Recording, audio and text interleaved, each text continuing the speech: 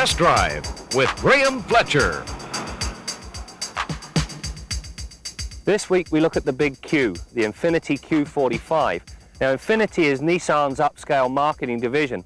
In the early commercials you never got to see the car. On this week's test drive you're going to get a good close look. As far as attention to detail goes, the designers of the Q45 didn't miss a trick. They even thought to supply a third sun visor that takes care of the glare from above the rear view mirror. As with all cars in this market, the Q45 features an airbag. The Infiniti features every creature comfort known to man and then some. The interior is of course leather, and everything that can be adjusted is power operated. The seats provide superb comfort but lack a true adjustable lumbar support. Mind you, on a 400-kilometer trip I did not find this a problem. The two-position memory for the driver's seat is a real godsend, especially if the secondary driver is considerably shorter than the primary one. The instrument panel features a full set of analog gauges that are laid out impeccably. The only shortcoming is in the size and location of the warning lights. They sit in the lower right-hand corner of the dash and are so small it would be easy to miss one when it lights, so be warned. The radio and heater controls are conveniently placed, and unlike some setups of the same quality, they don't have an overabundance of fiddly control buttons. On the subject of fiddly, I dislike the location of the power window switches. Mounting them on the door makes them easier to use and would have saved Nissan some switches. The trunk is fairly generous in size but lacks any depth. One good-sized suitcase would fill one half of the trunk. To show you just how smooth the Infiniti's engine actually is, there you have it, a loonie balanced on a running engine.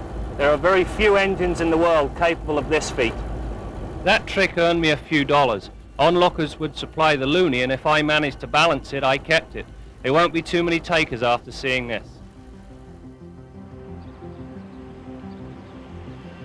On the skid pan, the engine's 4.5 litre and 278 horsepower propelled the car to 100 kilometers an hour in just about 8 seconds, which for a luxury sedan is more than adequate.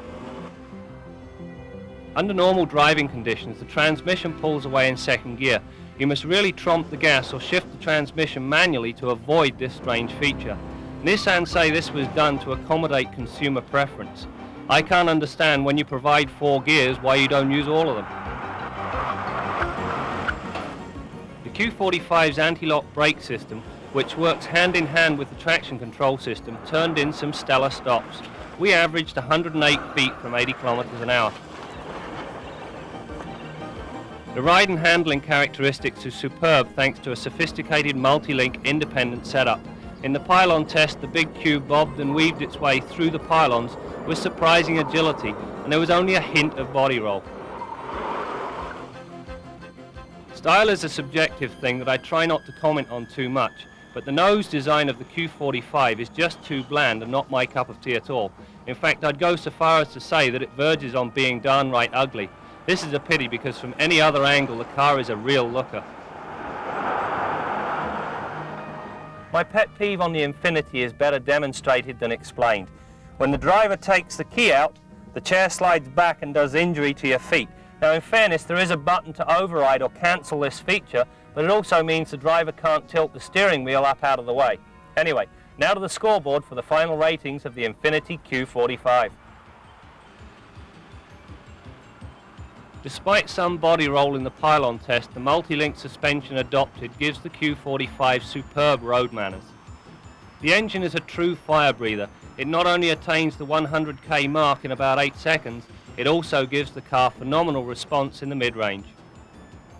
Another superb anti-lock brake system that turned in an equally superb stopping distance. Things just don't get any better. We averaged stops of 108 feet from 80 kilometers an hour. At 69 decibels at 100 kilometers an hour, the Q45 is truly whisper quiet. If you can afford the car and you want the performance, the 20 miles per gallon we average shouldn't be of any concern. Performance and quality were obviously the designer's two main criteria. In my view, they've succeeded in every respect. This will make the Q45 a formidable competitor, one the opposition are going to have to watch carefully. If you consider Motoring TV has been on the air for 30 plus years, there's no doubt you've missed a few episodes. Well, there's a couple of ways you can catch up and make sure you don't miss anything. First, you can go to YouTube and look up just segments or complete shows. Also, if you want to know what we're doing, like today on a daily basis, just go to our Facebook page. And also, you can go to motoringtvshop.com, get some cool swag. Oh, there's also that Instagram thing.